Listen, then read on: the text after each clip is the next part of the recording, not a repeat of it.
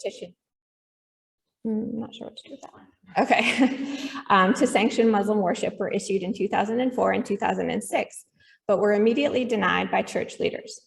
In 2010, a group of Muslim youth were then arrested and charged with crimes against religious sentiment for attempting to pray at the site. And in 2017, yet another altercation between security guards and Muslims that were trying to pray made news. Problems persist to this day as Muslims continue to report interrogation and mistreatment when visiting the mezquita. The case of Córdoba's Mosque-Cathedral is especially problematic because it has been on UNESCO's World Heritage List since 1984. UNESCO maintains that, quote, World Heritage sites belong to all the peoples of the world, irrespective of the territory on which they are located, end quote, and distinctly calls for effective, inclusive, and equitable participation of communities and other stakeholders concerned with the sites. Restricting usage of the Mosque-Cathedral thus represents an absolute failure to realize this ideal of universality and effectively undermines its function as a third place. Contrarily, the regular masses offered at the site allow its repeated performance as a church and underscore its Catholic character. Although a site of identification for both Christians and Muslims, current policies thus reinforce a national rhetoric of inherent belonging for the former group, but dissociate present experience from historical dominion for the latter. The official website of the mezquita explicitly charges the Catholic Church with interpreting the heritage of the space, hence creating a hegemony over the site's cultural heritage. And in particular, on the bottom, it's very hard to see, but it just reiterates that the main point of the main purpose of the site is to be a church, and that it needs to be respected as such, and that only Christian worship is allowed.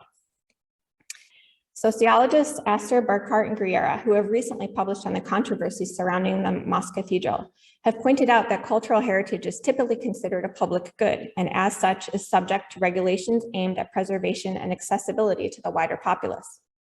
In 2008, a group of international experts that included representatives of cities and local governments published the Geneva Declaration entitled Human Rights and Cultural Heritage, Committed Cities Working Together. In the document, they declare a commitment first and foremost to respecting, quote, the rights of individuals without discrimination and in all of their diversity to access, participate in, and contribute to cultural life, end quote. Like Astor, Burkhart, and Griera, these experts consider cultural heritage a common good rather than understanding it in terms of property rights, and call for open spaces of interpretation and the embracement of a diverse range of practices.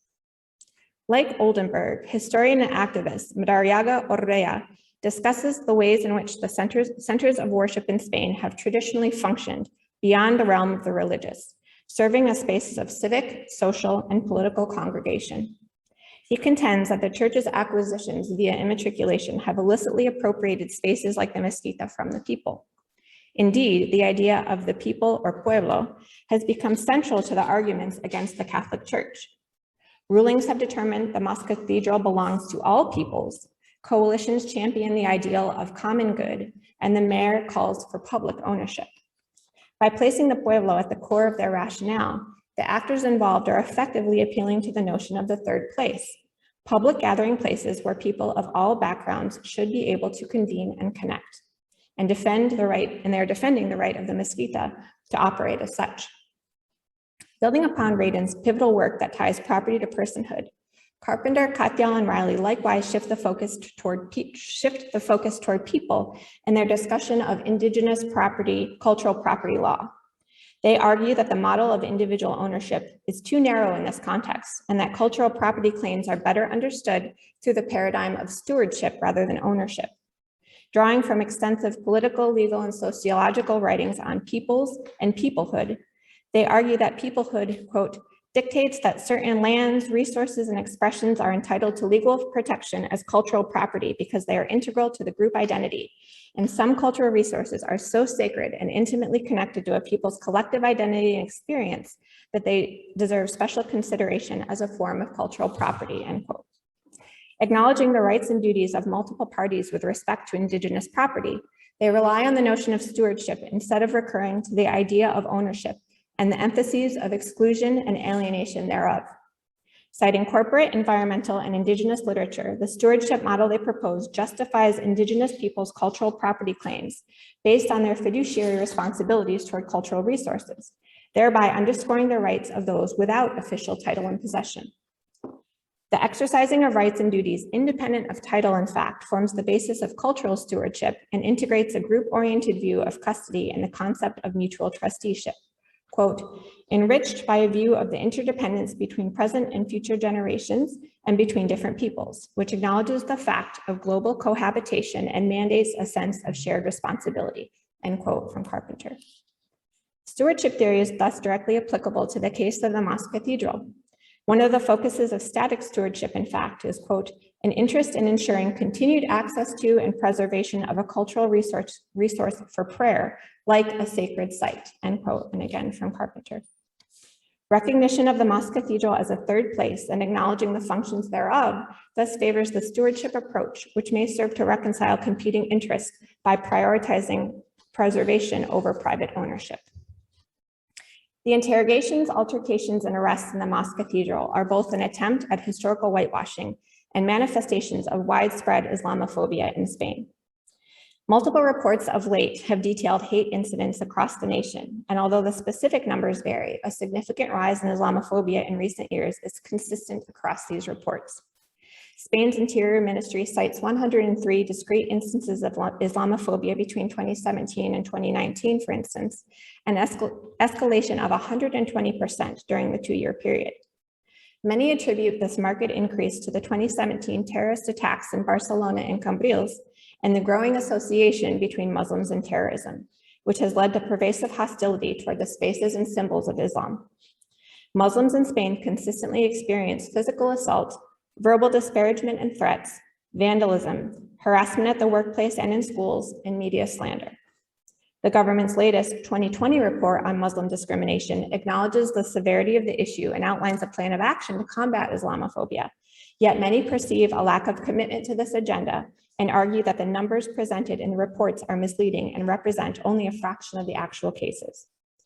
Some public figures have directly contributed to the Muslim-non-Muslim divide in Spain and have expressly implicated the Mosque-Cathedral of Córdoba in their efforts.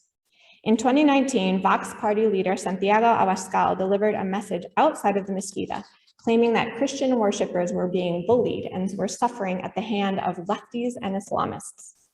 Vox is a far-right party with strong support in southern Spain and has become both increasingly vocal and more popular in recent years. This growing influence puts the region's Islamic heritage at further risk, as Vox is an ultranationalist, outwardly anti-Islam group whose rhetoric has served to normalize Islamophobia in Iberia. Their message of enmity continues, and just this past January of 2021, Vox's Twitter account was blocked for inciting hate against Muslims through the online campaign #StopIslamization. Islamophobic attacks and attitudes are directed at Muslim residents and tourists alike, as the incidents at the Mosque-Cathedral demonstrate, and the effects of the policies and practices that are hostile toward Muslims are apparent in the tourist industry. Spain has recently dropped off many lists of halal-friendly destinations, for example, as one of the trends in the 2019 Global Muslim Travel Index is a decline in Muslim visitors to destinations perceived as unwelcoming, and consideration of Islamophobia is now among the primary needs identified for Muslim travelers. The difficulties faced by Muslims at the Mosque-Cathedral have thus jeopardized both the site's heritage and its popularity among a demographic that is vital to its history and future alike. In conclusion, Oldenburg contends that third places are both agents of change and forces for good. Yet Córdoba's Mosque-Cathedral serves as testimony that third places can also function as spaces of debate and discord.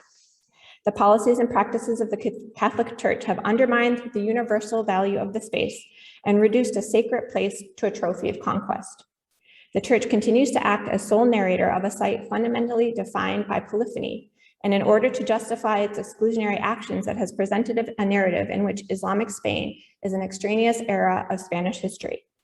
This account reflects resistance to both Muslim tourists and Spain's crescent Muslim community, a resistance evidenced by microaggressions and flagrant attacks. To reconcile past and present, minimize the discrepancy between ascribed meaning and lived experience, and combat the pronounced Islamophobia in Spain and beyond, all narratives of the Mosque-Cathedral and all historical moments through which it has passed must be recognized and revered. No one interpretation of the space should eclipse any other, lest the mezquita remain a political pawn rather than a site of shared experience. Carpenter, Katyal, and Riley's model of stewardship may provide an avenue toward reconciliation by shifting the focus toward collective interests and away from categorical ownership. It is the polarized and proprietary understanding of the space that leads to the conflicts of today and that directly subverts Oldenburg's notion of the third place as a space of alliance and affiliation. Spain has a growing Muslim population along with a significant number of Muslim tourists, and the Mosque-Cathedral needs to be a space that both accommodates present-day needs and acknowledges past plurality to truly function as a third place and effectively serve all peoples. Thank you.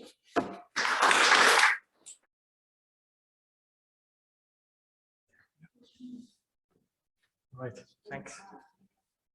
Thank you, everyone. Thank you for having me. Thank you for the wonderful introduction, and thank you for coming back from lunch. I will start now with my presentation. What is Mediterraneanism? This term is probably known to all the here seated participants of our conference and does not need any special introduction. However, I would like to provide a short definition of its meaning as I use it in my presentation and how others understand it as well. All right.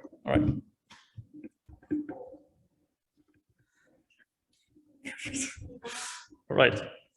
In my understanding, right, yeah, completely forgot about that.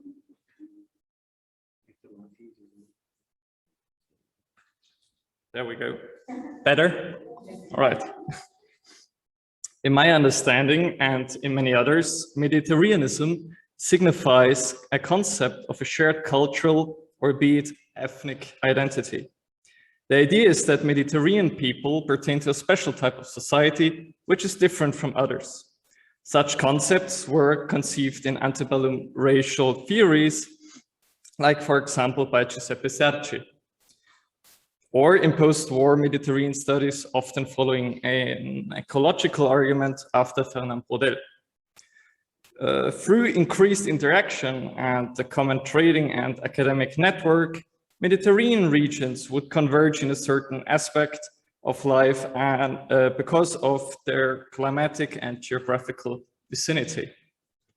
However, in political discourse, a formulation of a Mediterranean space also served to create a new territory to identify with. The creation of a Mediterranean cultural sphere separated its people from Northern European countries, Sub-Saharan Africa, and Eastern Asia. The political incentives laying underneath the often entailed anti-colonialist and nationalist implications, claiming through narrated and constructed concepts, material, territories, and resources. Leaving this rather general observation aside, I want to focus on a special case of Mediterraneanism, namely the myth of Al-Andalus. Being a cultural phenomenon that has been mainly coined by José Antonio González Alcantut, the myth of Al-Andalus functions as a historical argument in culture and heritage politics. It is the story of the Muslim reign on the Iberian Peninsula, reaching from the 8th to the 15th century. This temporal space is increasingly thought of as the heyday of Muslim culture and as a tolerant, chimerical society. Here, Muslims, Jews, and Christians would interact freely, generating a utilitarian benefit in wealth and scientific research for all three communities. This myth was narrated through various forms of media and cultural practices, such as books, TV shows, films, computer games, dances, folklore, etc. However, I want to focus on a special medium, namely the Spanish historical novel of the 19th century. Arguably, the myth found its first broad and global promulgations with historical novels like Washington Irving's Conquest of Granada or François-René de Chateaubriand's Le Dernier des Abencerrages. This initial dissemination of the myth took place in the 1820s. Starting from the 1840s, however, Spanish authors increasingly appropriated not only the genre of the historical novel, but concomitantly the herein contained myth of Al-Andalus. The myth and the genre are therefore decisively interwoven with each other. At this point, it has to be mentioned that influential ideological strains of Spain's political scenery, as we have just heard before, mainly conservatives and right-wing parties, kept a thorough aversion towards the idea of a mutual beneficial interaction between the three monotheistic religions. In their narrative, the Moorish kings were nothing but foreign conquerors and oppressors who had stolen Iberian soil from the true Visigoth Christian owners. The destruction of Al-Andalus and the reconquering of the supposedly lost territories had famously been baptized Reconquista and identified as a crusade in the name of God and country. According to these thinkers, the Muslim rulers had oppressed the Christian peasantry until they were liberated by the Catholic monarchs. Nor cultural nor religious intermingling would have happened according to this narrative. The idea of two essentially opposing societies without the possibility to cross the border can be identified as a civilizational clash, showing similarities to Samuel Huntington's famous theory or the formulations of historians like Andrew Hass. The question I want to pose with my presentation is what was the perspective of Spanish authors in the mid-19th century? According to them, was Al-Andalus a utopian past where peaceful harmony would create an economic and cultural heyday? Or was it a clash of civilizations like intimated in the picture to the left, or yeah, to my left? I'm also having difficulties with the left and right. Taken from a historical novel of the time, where a typically medievalist Christian knight opposes a Moorish magician.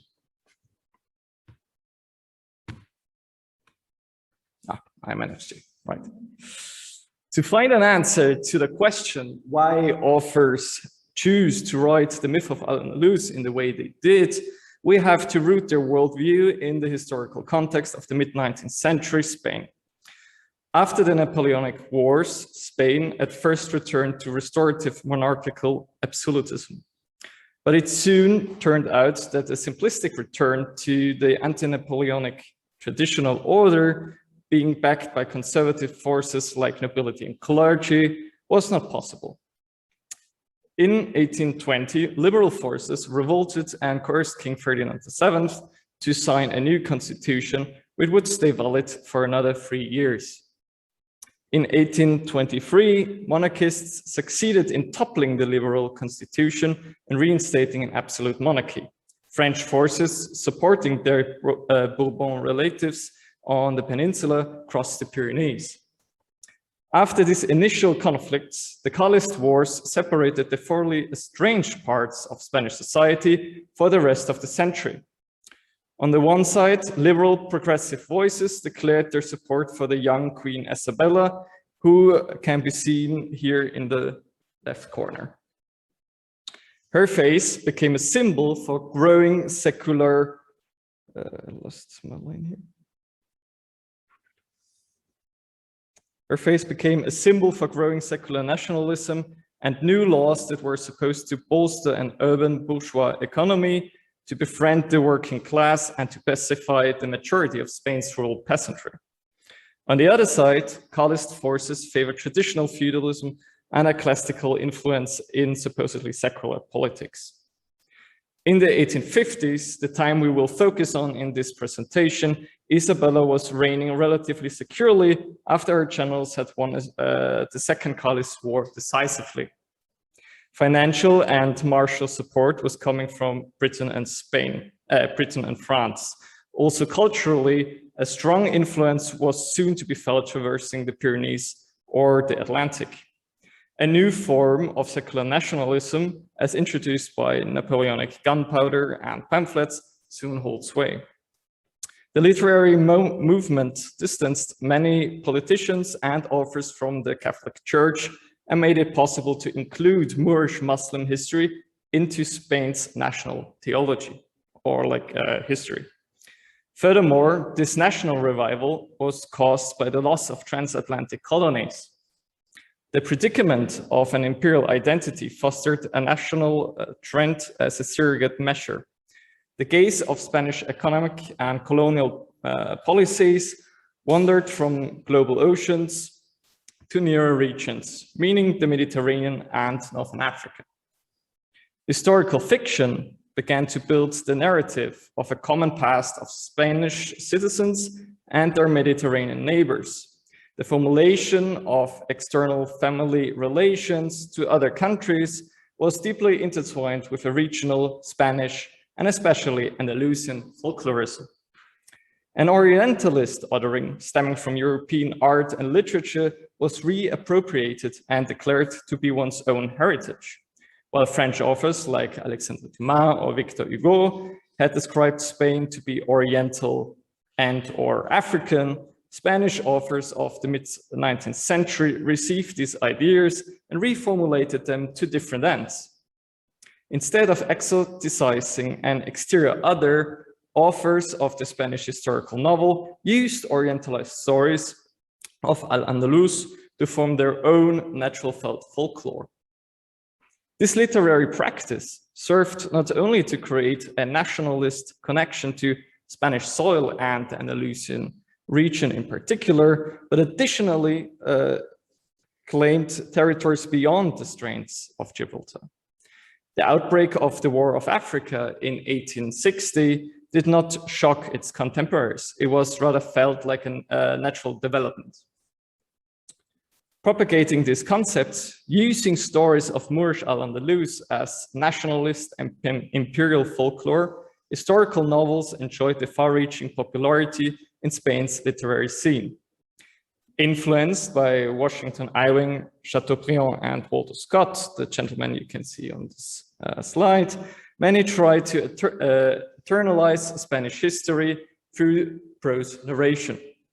Today, considering the time limit, I want to focus on one author only, namely Manuel Fernández y González. Right. Our newly chosen protagonist was born in 1821 in Sevilla as the son of a military officer. He started his career early on by crafting his first poetical florilegium in 1835. In 1849, after living in Granada, he would return to Madrid, the place of his studies. The 1850s were without a doubt the heyday of his career. This can probably also be brought down to the fact that he entertained a strong connection to the leading liberal elites in Madrid, especially to Queen Isabella herself. He was crafting one novel after another, reaching the astonishing amount of over 200 novels. Fernández y González was famous for his fast writing style and his wild fantasy, mixing historical topics with mythological dreams. While being ridiculed by some critics for his not extensively refined rhetoric and his historical unfaithfulness, he still enjoyed broad popularity. 3 of his books staged the Grenadian court at the end of the 15th century, shortly before its conquest by the Catholic kings. First, in 1849, Fernández published Allah Akbar, which is essentially an actualization of Pérez de Hita's Guerras Civiles de Granada. This story had been re-instrumentalized throughout the centuries, especially in historical novels. Fernández y González was only one of many to use this original plot for his imagination. In his mythical style, the author tried to evoke the chimerical dream laid out by the Hiter himself. I quote, "At the sound of the historic bell, 7 centuries return in front of my eyes. The fog of the past tore apart. The queen of the Occident, the city of 1,000 towers, the Damascus of Europe, Granada, erected its crown of castles in front of me. It appeared to me that the spirit of Islam guarded the crest of the Veleta, the Oriental city, and the Palace of Wonders. Come, spirit of the Alhambra." Fernández's idea of Granada is noteworthy. While being an Oriental city full of wonders, it is the queen of the Occident at the same time, the Damascus of Europe. Granada therefore functions as a shared city between West and East, Europe and the Orient, the two halves of the Mediterranean.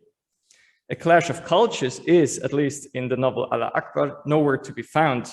In the little picture here on the presentation, taken from the novel itself, however, we see an African prince called Aben Hamed courting the beautiful Sultana of Granada.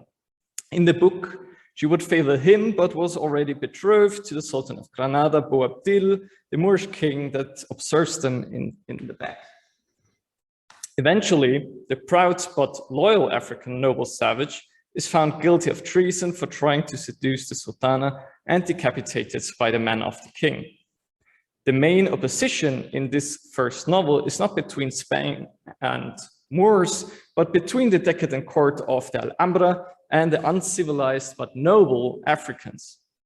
Most interestingly, the northern enemies of the Emirate of Granada are not called the Spanish, but Cristianos. Religion remains the only difference between the two kingdoms. Neither nationality nor ethnicity differentiate Moors and the Spanish in Fernandez's interpretation.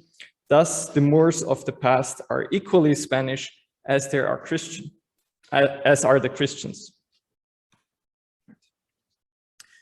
Similar topoi and the same shortened plot of Pérez de Hita's Guerras Civiles can be found in Fernandez's publication of the year 1856 called La Alhambra. Here, however, the decadent Moor does not only oppose the spatial African other, but also his own past.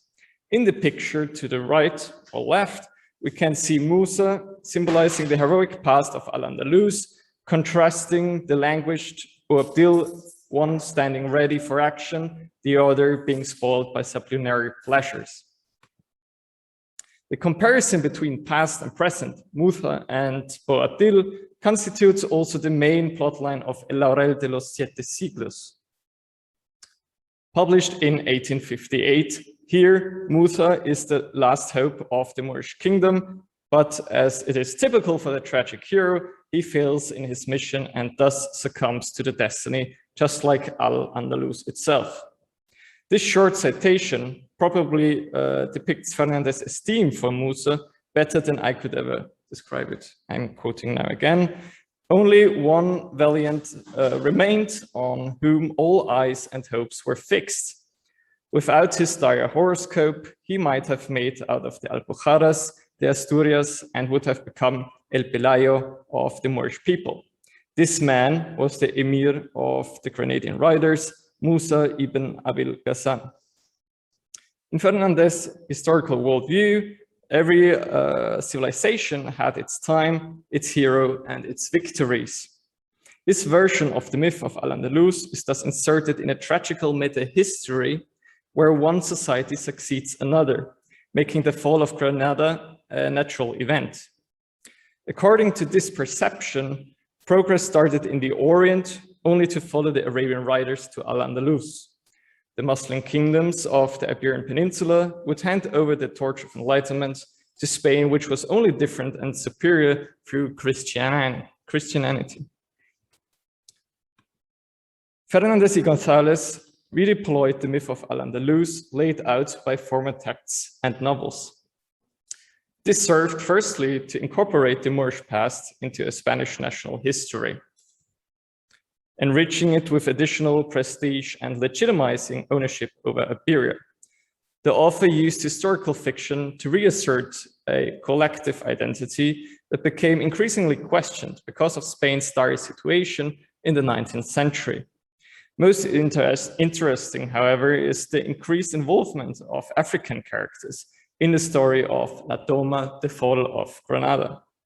While in the 16th, 17th, and 18th century, de Hita and his followers had rather focused on the Turks, North African literary figures became more virulent in the 19th century. This heightened interest alludes to the colonial campaigns taking place in the same time. Africa became a space of Spain's glorious past, and North Africans were described to be less civilized relatives of the modern Christian Spanish. Difference between both societies is shown to be temporal civilizational instead of spatial. In this temporal geography, the Mediterranean became invisible. Its functions as a border vanished altogether. Our author attributed the same historical origins and cultural traits to Africans, Moors, and Spaniards. In a temporal taxonomy, however, Spain was positioned at the top of the civilizational ladder because of it being Christian. On the one side, Spain acquired the role of the leading civilization on the Iberian Peninsula and in the Maghreb. On the other side, North Africa was narrated as Spain's heroic, innocent, and sublime origins, worthy to be emulated. Through this paradoxical motivation, Fernandez's novels did not only attempt to legitimize a Spanish involvement in Mediterranean colonialism, but also to make it desirable in the first place. His regional Spanish Mediterraneanism constituted a powerful discursive practice to argue in favor of Spanish supremacy in the western half of the Mediterranean Sea. Considering this past colonial instrumentalization of the myth of Al-Andalus, one has to be careful and aware of its former historical connotations when deploying it. That would be all from me. Thank you.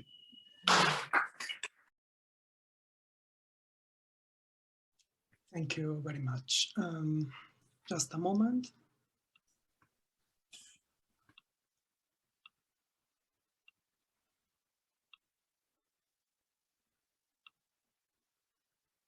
Okay. First of all, I want to thank you, the organizers of this beautiful event, Giovanna Summerfield and Rosario Pollicino, Stefania Licata, and I apologize for not being in Ortigia with you, but I am busy now with two public selections and I cannot leave Madrid. At a time when the Mediterranean Sea is in danger of becoming an ideological frontier rather than a space for dialogue and coexistence, this paper examines an author, Leonardo Sciascia, who, from Sicily and through the use of Sicily as a symbol, constantly denounced all forms of injustice in view of a more complete model of civilization, democracy, and plurality.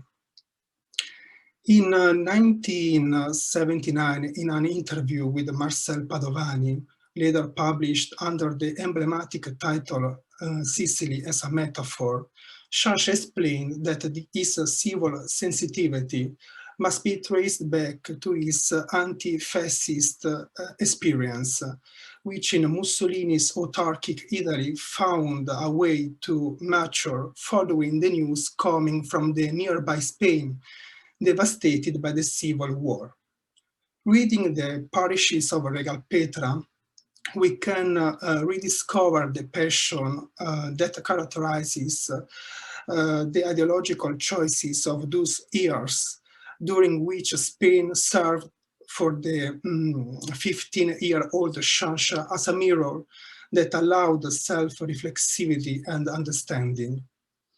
I found myself on the other side.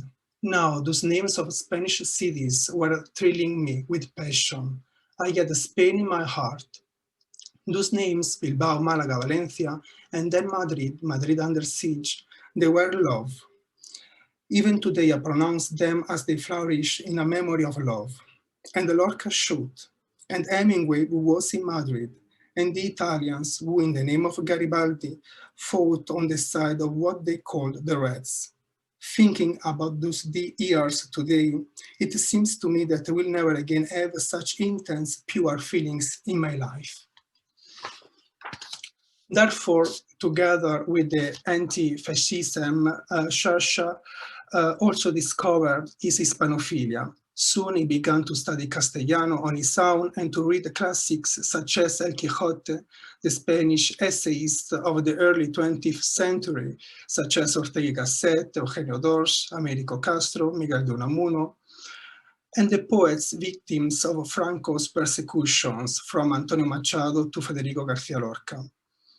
These literary journeys inspired then the numerous trips that Sciascia made to the Iberian Peninsula from the 1950s until the 1980s. During these trips, he was often accompanied by his wife, Maria Andronico, and by internationally renowned photographers, such as Ferdinando Scianna and Giuseppe Leone, whose photos accompany my presentation. These itinerant experiences are quite relevant as they were the basis for the reports with which the author imposed his interest in Spanish culture on a wide Italian audience, reports that were published in magazines and newspapers such as Corriere della Sera. Then the most important of them were collected in 1988 in the volume Ore di Spagna. His first report, I Was Spain, published in the Palermo newspaper L'Ora in 1966, presents all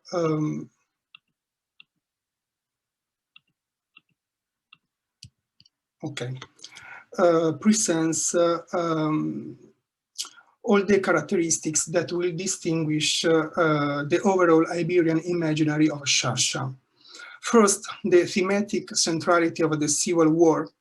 The incipit of the report immediately marks its geographical and thematic horizons. Barcelona, Hotel Colón, on the 30th anniversary of the Alzamiento. Second, literature as a guide for spatial travel. On his trip to Barcelona, Sciascia searches for the places of the civil war described by Malraux in the novel L'Espoir.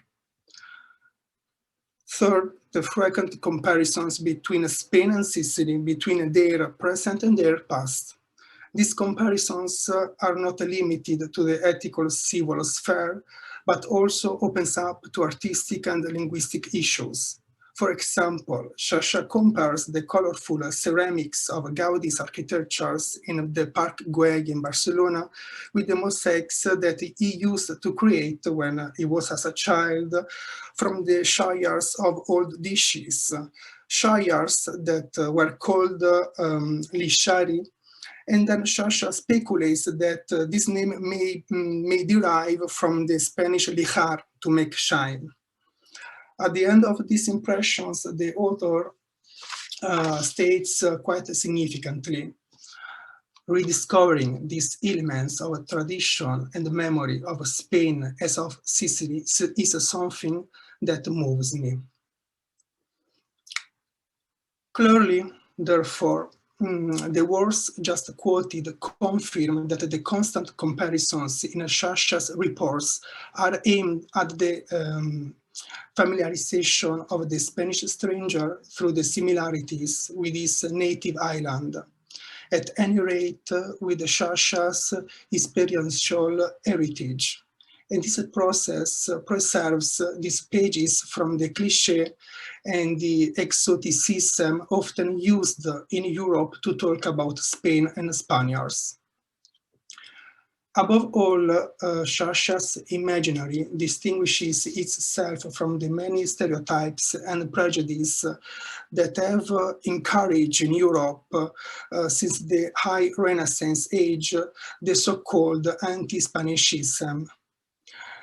It is interesting to underline that the Italian anti-Spanish image shares common traits with the equally discriminatory imaginary with which Northern Italy approached the South when, at the end of the 19th century, the new ruling class of the Kingdom of Italy summarized the differences between the North and the South of the country of Italy with the famous Questione Meridionale, Southern Question.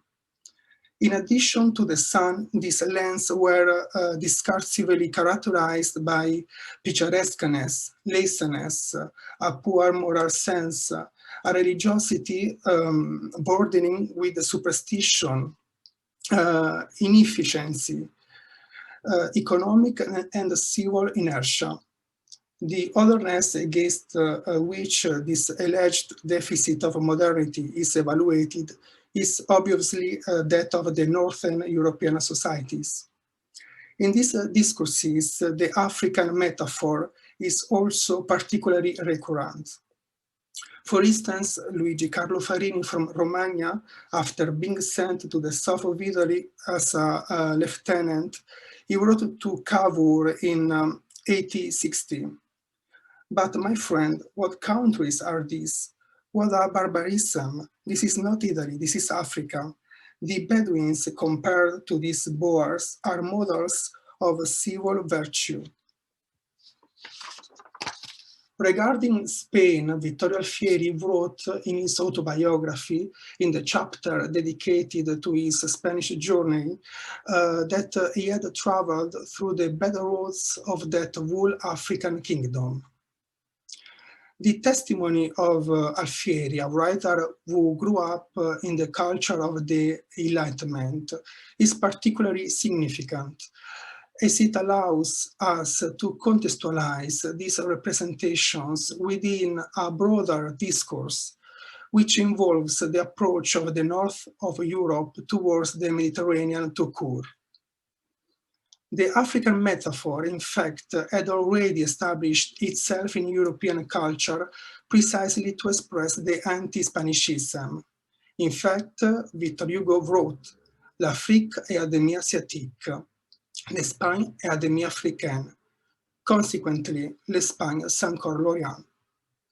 Therefore, on Spain and on the Mezzogiorno of Italy, the Italian ruling class has imposed a discourse that has matured over the centuries in Northern, Protestant and capitalist Europe, a discourse aimed at the peripheralization of the Mediterranean. On the wake of Hugo's quotation, then, it may be useful to call into question the successful study of Edward Said Orientalism to investigate this phenomenon. Luigi Cazzato argued that the Mediterranean, as well as the invention of the East, translated that difference necessary to Europe to define its identity. If the north of Europe represented the modern present, the Mediterranean was its ancient past, its inner East. The stereotypical dynamics just analyzed have crossed modern and contemporary Europe, and they have been especially active in moments of transition. Just think of the latest economic crisis, which has reactivated all the stereotypes and prejudice about the Mediterranean populations. The deficit countries, essentially Mediterranean, Spain, Italy, Portugal, Greece, were called PIGS, according to an assonance for the sociologist Anna Curcio, explicit more than casual with the English term pigs. Returning to Sciascia, its imaginary operates in a clearly opposite direction with respect to these discourses. Instead of distancing Spain from Italy, the author ends up approaching it in a Sicilian-Spanish image characterized as seen by a game of similarities. The profound reason for this assimilation process can be found in the volume Pirandello and Sicily, when Sciascia stated, "If Spain is, as someone said, more a way of being than a nation, then Sicily too is a way of being, and the closest one that you can imagine to Spain is." The Spain-Sicily continuity, therefore, represents the peculiarity of Sciascia's relationship with the Spanish culture, a continuity that the author explained with a precise historical reason. In the report here, a Sicilian finds the Viceroys, published in Corriere della Sera in 1983, we read about it. For a Sicilian, going to Spain is a continuous rising of historical memory, a continuous surfacing of links, correspondences, crystallizations with something similar to a rediscovered brotherhood. And I say that it's rediscovered, thinking on the splendid dominion of the Arabs that Spain and Sicily had in common, and that still sparks wars and imagination. Moreover, it's interesting to note that the author doesn't support the Orientalist discourses analyzed above, since he is fully aware of the mechanism active in intercultural dialogue. In the article, How Can Someone Be a Sicilian? For example, Sciascia openly denounces the simplistic generalizations that, starting from the classical age, have affected Sicily. From the point of view of Sciascia, it's not a question of affirming that diversity doesn't exist, but it will not be such as to provoke conflicts and closures if prejudice did not accentuate and exacerbate it. If limits, defects, and virtues, often limits and defects are virtues, were considered as the consequence of the diversity of the war and not of the enmity of the war. Moreover, in the report dedicated to a trip to Libya that appeared in 1965 in the newspaper L'Ora, the theme of the relativity of North-South hierarchies promoted by the stereotypes is central. Sciascia is caught by these impressions while moving away from Tripoli. Along the road, the spectacle of the Arabs abandoned to rest within each tiny strip of shade falling from the houses makes us feel part of an active and productive civilization, very far from this condition of idleness and sleep in which the Arab quietly sinks. In short, the same impression that a Turinese might have when driving along a road in Sicily, and a German when driving along a road in Piemonte. Fortunately, there is always a south to despise and to love, for my part, only to love. Finally, this intercultural sensitivity of Sciascia must be contextualized within the vision of a broader Mediterranean cultural unity. In this regard, in the correspondence between Sciascia and the Hispanist from Lecce, Vittorio Bodini, which dates back to the mid-50s, we can read their intention to work on a series of ancient and modern texts, Arabic, Spanish, Portuguese, Catalan, and perhaps Provençal ones. Above all, wrote Bodini to Sciascia, the Arab-Hispanic world should be our target. In 1959, Sciascia founded with the publisher Salvatore Sciascia and finally, without the help of Bodini, the Mediterranean series, active until the 2000s. This series seals the idea of a Mediterranean unity in which we have to contextualize the Sicilian-Spanish continuity briefly outlined in this paper, in this speech. Behind this idea, there is the vision of a sea that over the centuries, rather than dividing and distancing, has united and encouraged intertwined exchanges, generating in this way a composite but also unitary world. as we read in Enzo Ragazzini photographic volume Mediterranean Voyage to the Islands, for which Sciascia wrote in 1985 the introduction titled The Islands of the Mediterranean, Myths, Life, Emblems. This introduction is based on the author's trip to Malta, which triggers a dense network of Mediterranean associations between history and literature.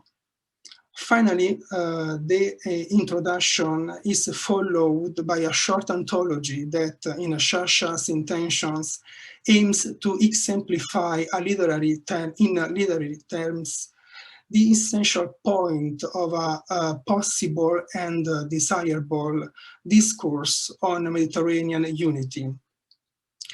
Sciascia includes verse and prose by numerous writers such as Antonio Machado, Homero, El Idrisi, Ibn Gubair, Pedro Salinas, Emilio Cecchi, Elio Vittorini, Luigi Pirandello.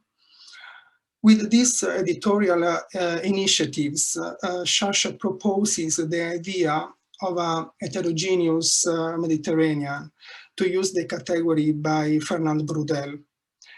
And in Sciascia's vision, therefore, the civilizations dialogue and recognize mutual exchanges in the direction of overcoming the pre-established hierarchical polarities. In conclusion, Sciascia's artistic inheritance seems to push us towards that ancient and great challenge that, according to Franco Cassano, the Mediterranean contains in itself: the capacity to build connections and contacts, to build bridges, to make those high and difficult seas pontos. Thank you.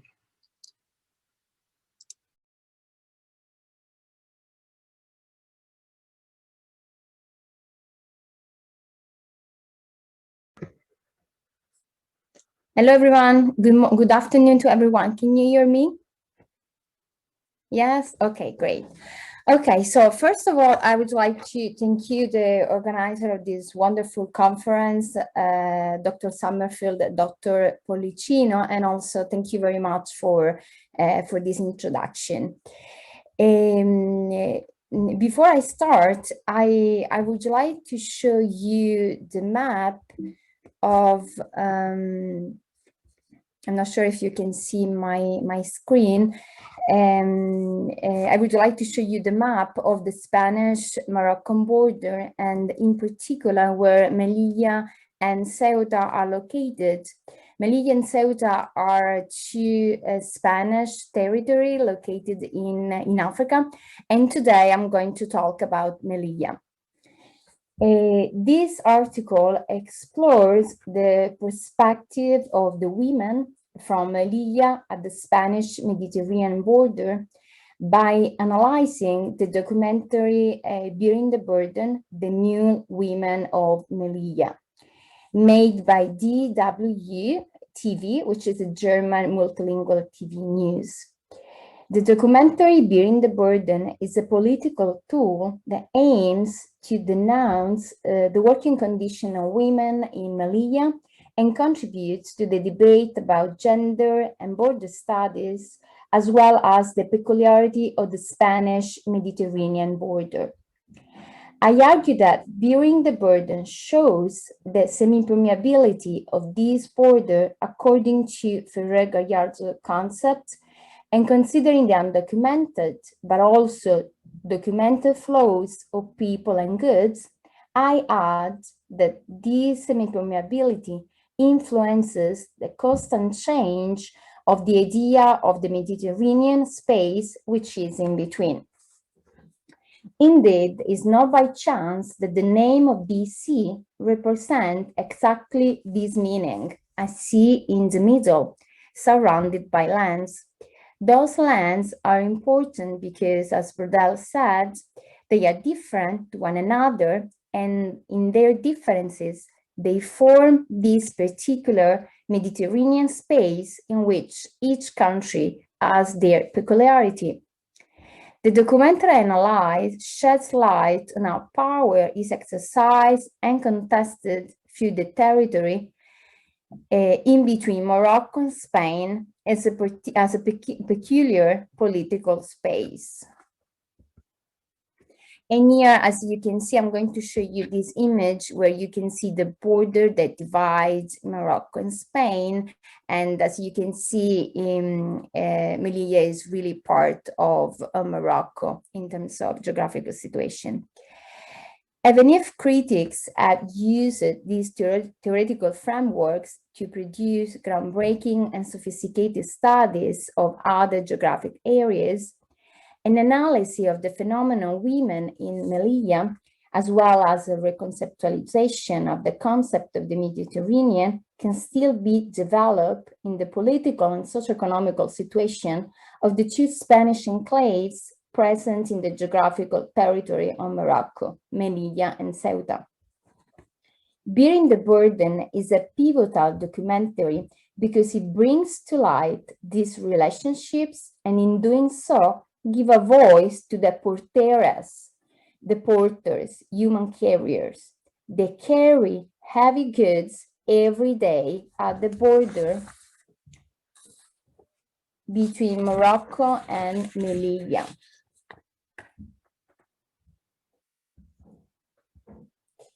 I'm going to show you later this slide, Morocco Melilla. The latter, being a Spanish enclave, allows the introduction of these goods they carry into the Spanish territory and consequently into the European Union. Bearing the Burden, the Mule Women of Melilla was broadcasting in 2018 in English, and it circulates through YouTube, which is a tool that works perfectly because it's free of charge and it can be seen by different people all around the world. The main protagonist of the documentary is Nora, and here you can see a picture of her. She's a Moroccan woman who is a widow and is responsible for bringing up her 6 children. Through the documentary, she shows to the audience the difficulty of living a life as a smuggler. But at the same time, this is the only job available for her, which can guarantee the surviving of herself and her children. Each day, she carries a huge, heavy bag on her back and shoulders that she and also the other carriers naturally lean forward in order to bear with this weight or with a skateboard. Nora, like the other women, I'm going to show you these and also other pictures about the new women. So Nora, like the other women, walks about a quarter mile through the Melilla's border for a compensation of just 10 euros for each journey they make. Indeed, they are allowed to pass and carry a bag with items only once per day. However, sometimes she does even 2 journeys in one day, walking the double of the usual miles.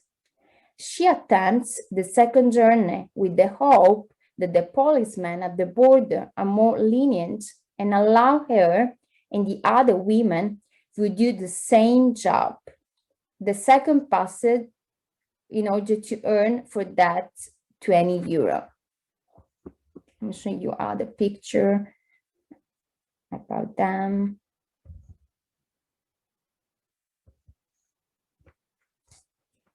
This sum allows the surviving of herself and her 6 children.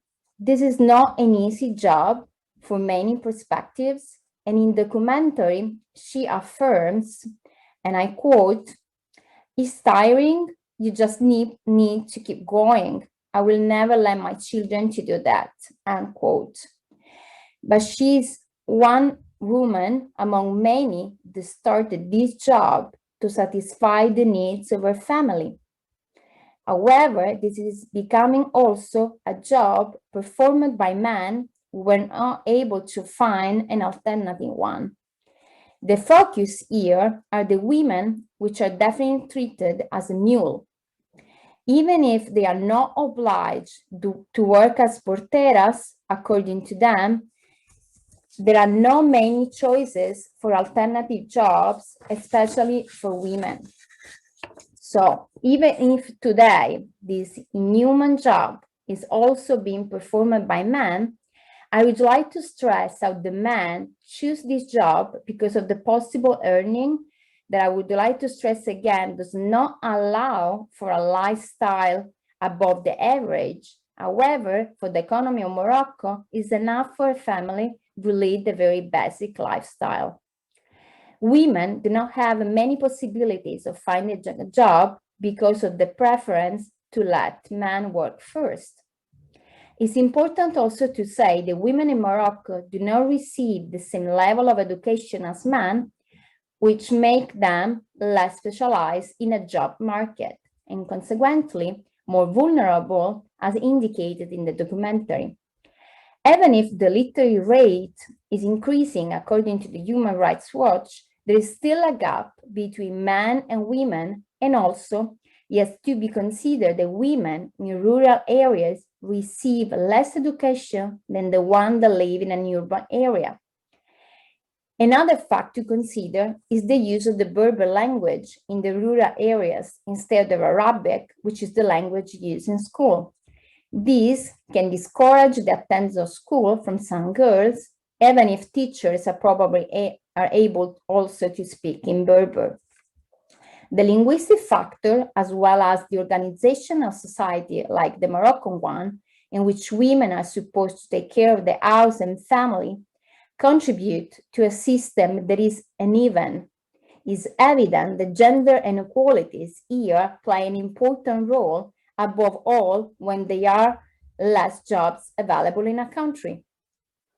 What is interesting as well to note is that due to the loss of the husband or the migration of the male partner in another country, the role of women is obliged to change, and they are in charge to take care also financially of the family, as well as remaining responsible for housekeeping, cooking, kids with homework and school. This different family structure is already represented in documentaries such as The Land Between by Davide Fedele, where women have to migrate with their children in order to survive, but also in movies such as All'Otro Lado by Gustavo Losa, where women remain at home and take care of everything, while the husband has to migrate into another country, where it's not always possible to send money back to their families. This situation, which see women overwhelmed with work responsibilities within and without home, explain the title of the documentary, Bearing the Burden, the Mule Women of Melilla. The use of mules here is crucial, as well as it indicates the offspring of a male donkey and a female horse. This characteristic of both horse and donkey parents have the goal to create a tougher, more resilient work animal, which definitely indicates the dehumanization of the porteras, which is abundantly criticized along the documentary by the treated unionists. We documented the exploitation and disadvantages of underprivileged people on the border. Also, the Spanish Muslim prefect clearly underlines along the documentary that their job is inhuman and difficult because it also causes problems with the health. And I quote, "It's not good for them, for us, and for the rest of the world," end quote. What is interesting here are the two perspectives of the same phenomena. On one side is a brutal form of exploitation in Europe, but for Nora is her livelihood and means of securing the necessity of life. Nora understands how she's not respected as a human being, how physical hard it is for her, and the other women. However, she's not just obliged because of her pure economic condition, but also, as I said before, she's socially obliged because she's a woman and a widow. She's locked in a liminal space of legality, where it is legal to carry goods passing the border once daily. Because of the benefit from a visa extension regime, the Moroccan people have to enter Melilla freely during the day, and also because Melilla, strangely enough, is not part of the European Union customs because of the geographic separation from Spain, even if it's political part of Spain, and as such, they should be also considered a European Union border, but it's not, and obviously because of an agreement that must have been signed between the Spanish government and the European Union. If the border is a tool to defend and protect a country from an undesired people, I'm referring to the European Union here, we assist in this instance to an opposite process, that to avoid having a border, because the European Union clearly doesn't want to have a direct access from Africa. However, Nora and the other porteras do cross at least once daily these borders, and the fact that a special visa has been created to allow them this crossing highlights the border is not only recognized as difficult to manage, but as Ferrer Gallardo argues, are semi-permeable points.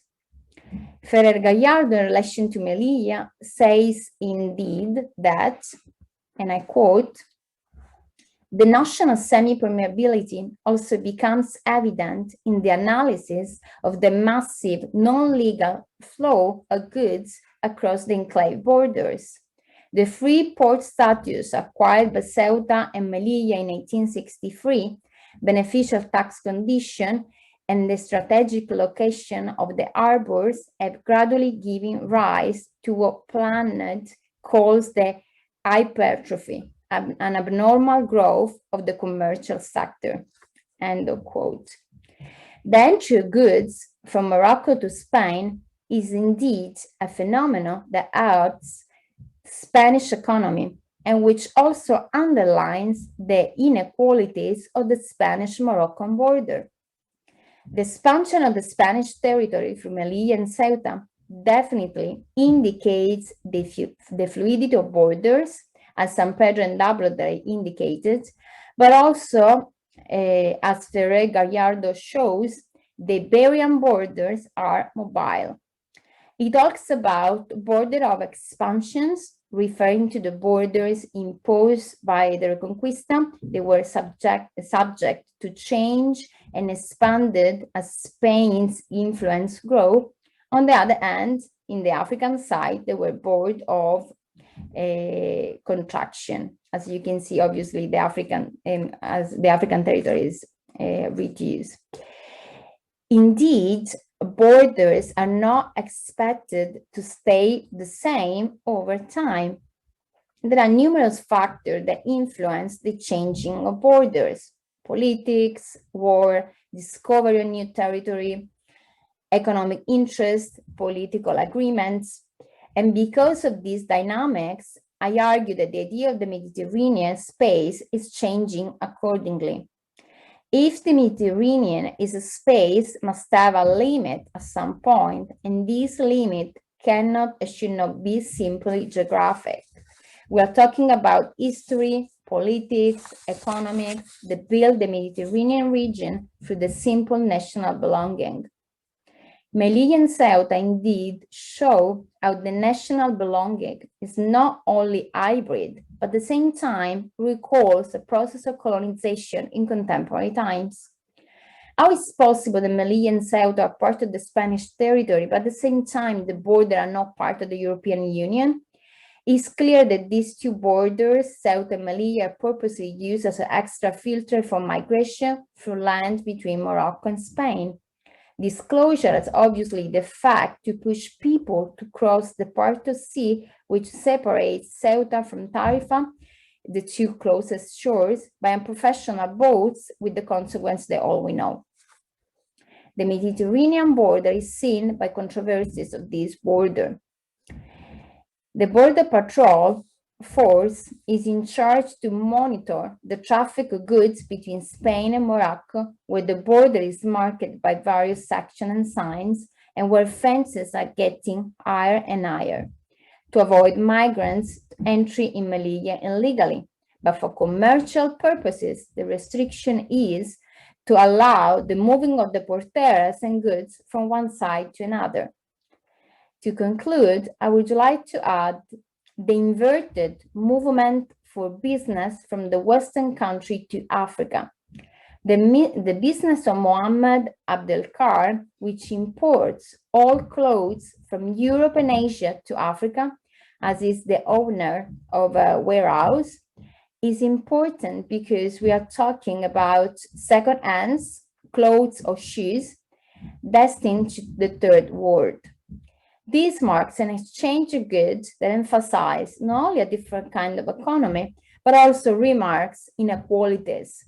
What Mohammed Abdelkar points out is that Morocco government earns free time what they do, as it can also hide illegal goods to enter in either way. Different studies have identified different types of smuggling practice along the Spanish-Moroccan border, such as tobacco, alcoholic beverage, electric household appliances, batteries, chocolate, canned milk, perfumes, satellite dishes, and so on, as well as different types of smugglers, weekend smugglers, everyday smugglers, etc., which show the reason why Melilla and Ceuta are not part of the European Union customs. As shown in this short presentation, the Spanish-Moroccan border through Ceuta and Melilla is important because it's a symbol of how the Mediterranean space is currently changing according to the power relations of the border and the institutions both at the national and the European Union level. Thank you very much for your attention.